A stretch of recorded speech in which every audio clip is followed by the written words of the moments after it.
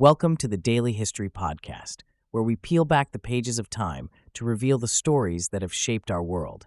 In today's episode, we'll be transported to 18th century Russia to explore the remarkable reign of Catherine the Great, an era marked by intrigue, enlightenment, and relentless ambition. Stay with us as we unravel the life of Russia's Enlightened Empress.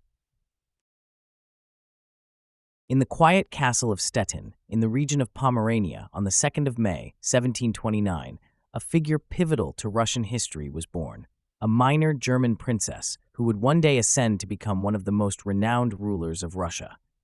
Baptized as Sophia Augusta Frederica, she was the daughter of Christian August, Prince of Anhalt-Zerbst, and his wife, Princess Johanna Elizabeth of Holstein-Gottorp.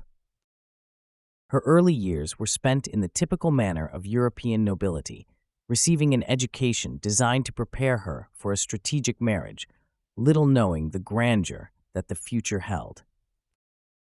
In 1744, destiny summoned young Sophia to the grand and complex stage of the Russian court.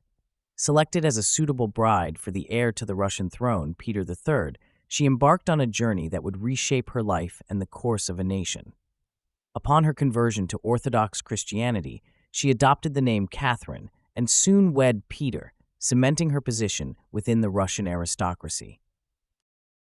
The marriage, however, was far from a perfect union. Their relationship, marred with mutual disinterest and at times outright disdain, set a tumultuous backdrop for the impending political drama.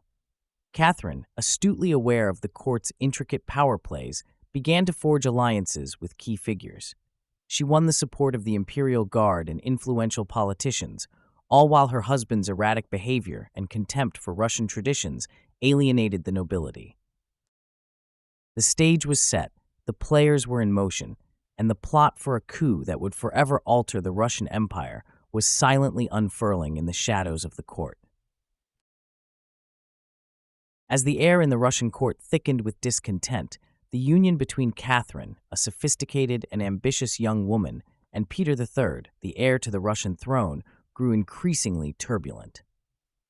Married in 1745, the couple's relationship was marred by mutual aversion and divergent interests from the outset. While Peter, whose fascination with Prussian military might often eclipsed his administrative duties, seemed indifferent to the political landscape of Russia, Catherine harbored a voracious appetite for power and knowledge, endearing herself to the Russian elite with her charm and intelligence. The tension peaked in 1762, merely 6 months after Peter ascended the throne, when his foreign policies and eccentricities began to alienate the very guard regiments that were instrumental to his power. It was during these months of his volatile reign that Catherine, seizing the opportune moment of descent, conspired to overthrow him. With the aid of her lover, Count Orlov, and other high-ranking officials, she orchestrated a coup more theatrical than violent.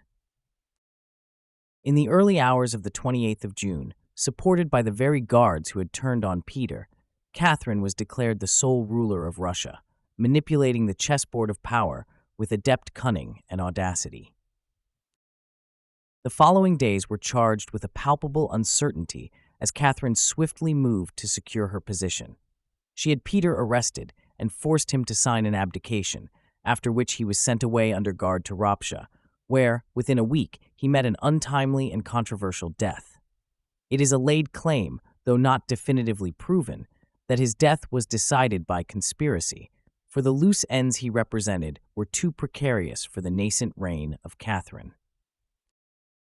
On the 22nd of September, Catherine II was crowned Empress of Russia in a lavish ceremony, setting the stage for what would be a transformative epoch in Russian history. Through a melodic blend of charisma, intellect, and political savvy, she metamorphosed overnight from a clandestine conspirator to a sovereign who bore the emblem of autocratic power and a vision to lead Russia into a new age of glory. As the dawn of the 18th century broke over Russia, the ambitious Empress Catherine the Great ascended to power, bringing with her a vision that would launch Russia headfirst into the modern age. Driven by Enlightenment ideals, Catherine sought to reshape her empire through sweeping reforms and policies aimed at modernizing the nation's social, legal, and governmental frameworks. Influenced by the intellectual currents of Western Europe, Catherine corresponded with philosophers like Voltaire and Diderot, absorbing and applying their thoughts on governance and society. In the year 1767, she convened the Legislative Commission to codify Russia's laws, a task that manifested in the drafting of the nakaz, or instruction, which reflected her admiration for legal philosophers like Montesquieu and Beccaria. While the nakaz ultimately failed to become law, it underscored Catherine's aspiration for enlightened rule and provided a foundation for Russia's legal system. Turning her attention to the government, Catherine's reforms were equally transformative. She reorganized the provincial government with the intent of streamlining administration, establishing a more efficient system of governance. Governors were dispatched across the vast territories of Russia with the authority to enforce the central government's policies, thereby strengthening the Empress's hold over the empire. In 1785, she issued the charter to the towns, providing a semblance of self-governance to urban centers. This charter was a step toward modernizing municipal management, which included property rights and civic responsibilities. Not only did Catherine reorganize the state, but she also set her sights on uplifting the very fabric of Russian society. She founded schools and encouraged education for both boys and girls, a radical departure from the status quo. She established the Free Economic Society to stimulate agricultural innovation and improve productivity across the Russian countryside. Catherine's patronage of the arts led to the establishment of cultural institutions like the Smolny Institute for Noble Maidens, one of the first state-supported schools for girls in Europe, and the expansion of the Hermitage Museum, a testament to her love for art and education. However, it's important to note that Catherine's enlightened reforms were tempered by the realities of her imperial rule. While she initially sought to improve the conditions of serfdom, her later policies, unfortunately, entrenched the system even deeper, often leading to criticism and overshadowing some of her progressive achievements. Ultimately, Catherine the Great's reign left a complex and enduring legacy. Her vision of propelling Russia into a new era of enlightenment was both grand and pragmatic, embracing the intellectual ideals of her time while navigating the complexities of governing an expansive and diverse empire. And though the magnitude of her reforms varied, her commitment to dragging Russia into the contemporary age remained undeniable. Catherine the Great, an emblem of the Enlightenment era, undeniably left an indelible mark on Russian arts and culture. In the fervor to transform her empire, she founded the Hermitage Museum in 1764, an institution that began as her personal collection and blossomed into a bastion of fine arts and culture, housing a treasure trove of over 3 million items from around the globe. Her impetus to elevate the Russian cultural scene extended beyond these walls. Her correspondence with French philosopher Voltaire, which spanned 15 years, was not mere literary dalliance. It was a mutual exchange of ideas that reflected her voracious appetite for Enlightenment thought and her quest to redefine Russia's intellectual identity. Catherine's letters to him and other leading minds of her time, such as Diderot and Montesquieu, reveal a monarch deeply engaged with the pressing questions and ideas of the age. It was through this dialogue, and by embodying the role of a philosopher queen, that Catherine took steps to solidify Russia's reputation as a cultural epicenter.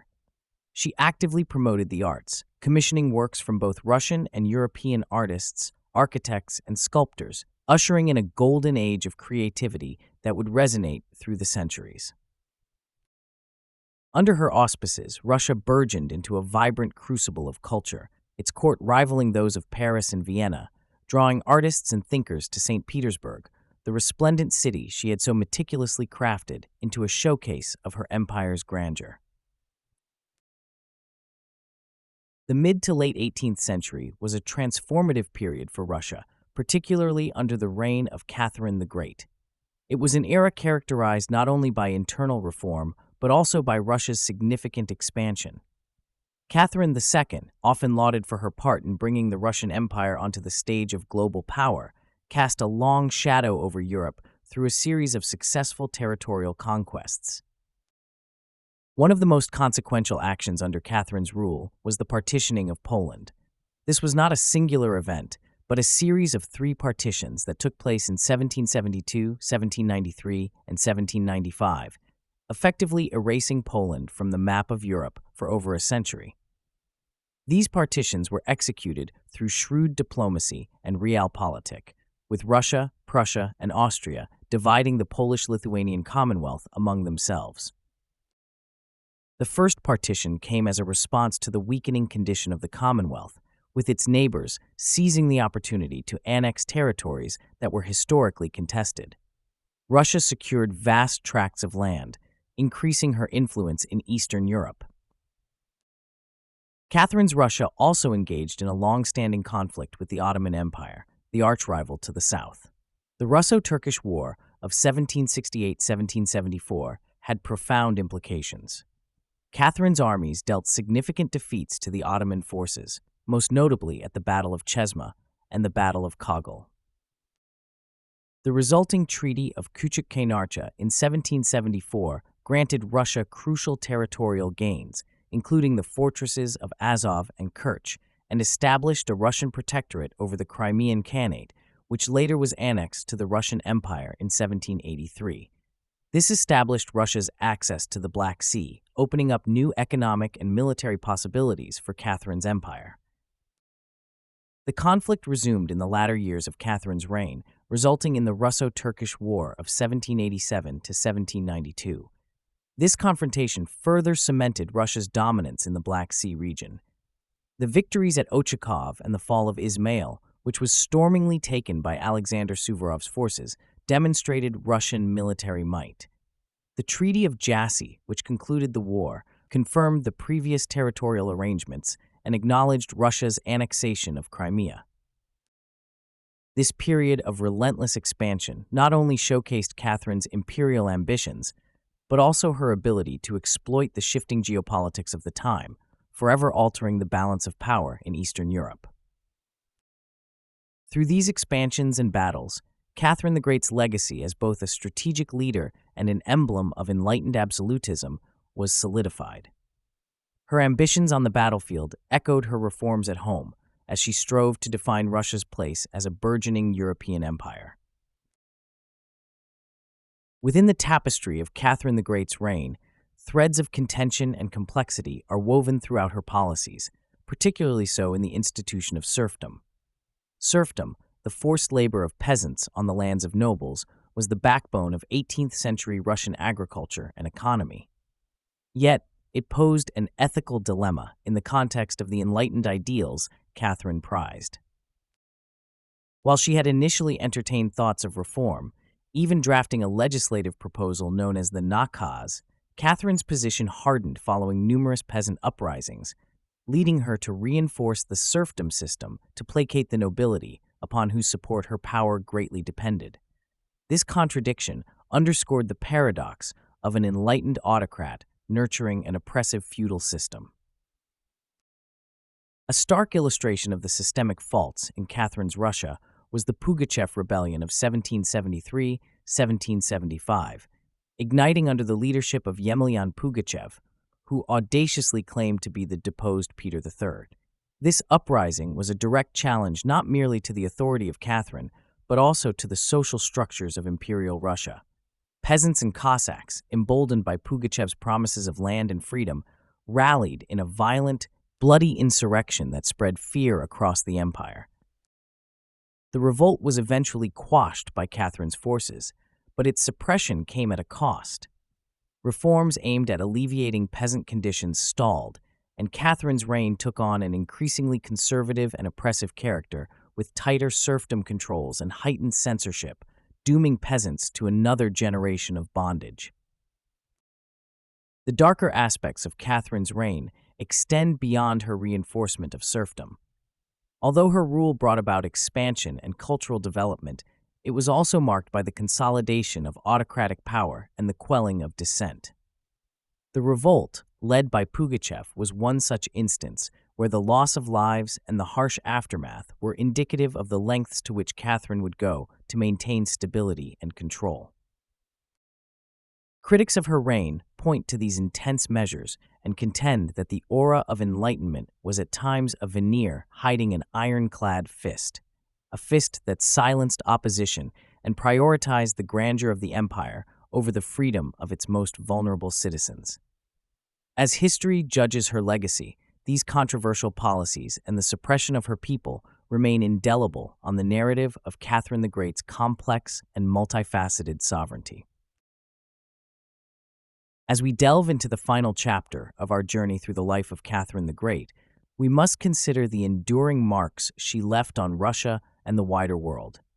Her reign, which stretched from 1762 until her death in 1796, was a period of extensive change and development for the Russian Empire, setting a trajectory that would influence the nation long after her time on the throne. Catherine's efforts to restructure the administrative apparatus of the empire and her ambitious legal reforms were profound, striving to create a modern state that could stand shoulder to shoulder with the great powers of Europe. A fervent patron of Enlightenment principles, Catherine corresponded with the most prominent intellectuals of her day, such as Voltaire and Diderot. This dialogue with the thinkers of the Enlightenment did not merely serve as a pastime, it helped to inform her policies and her philosophy of governance. Her role as an enlightened autocrat, however, was a complex one, where the ideals of enlightenment often clashed with the pragmatic aspects of ruling an empire. The establishments of educational institutions and the promotion of the sciences and arts were part of her broader quest to bring Russia to the forefront of cultural development, a legacy that still echoes in Russia's identity. In concluding our exploration, we reflect on the multifaceted legacy of Catherine the Great. Her rule was marked by contrasts and contradictions, an empress who sought to liberalize yet strengthened autocracy, a reformer who ultimately upheld serfdom, a ruler hailed for her progressive mindset yet constrained by the epoch's geopolitical realities. With her death on November 17, 1796, Catherine left a Russia vastly different from the one she had inherited, territorially expanded, culturally enriched, and politically transformed. As history continues to appraise her contributions, Catherine the Great remains a titan of her era, a woman whose reign defined an empire and whose influence extended far beyond the borders of her expansive domain. Thank you for joining us on this historical journey into the life and legacy of Catherine the Great. We hope you've been enlightened by the tales of her reign and inspired by her ambition. Remember to subscribe to our channel for more deep dives into history's most fascinating chapters. If you have ideas for future episodes, drop a comment below, perhaps about a historical enigma or a revolutionary figure you're curious about.